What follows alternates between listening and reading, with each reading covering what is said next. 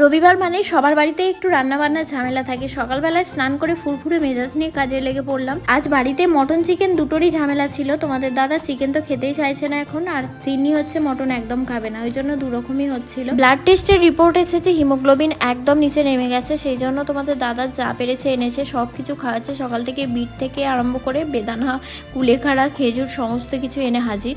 মা এদিকে মটনটা রান্না করে নিয়ে এবার বেরোবে, পার্লারে যাবে, তাড়াতাড়ি করছিল। তার মধ্যে একটা শাড়ি বের করে দিতে বললাম, ভিডিও বানানো হচ্ছে না। মায়ের এই শাড়িটা পরেই আজকে একটা সন্ধ্যেবেলা ভিডিও বানাবো। শরীর না সাথ দিলেও মনের জোরটা হারায়নি, তো মনের জোরেই সব কিছু করার চেষ্টা করি।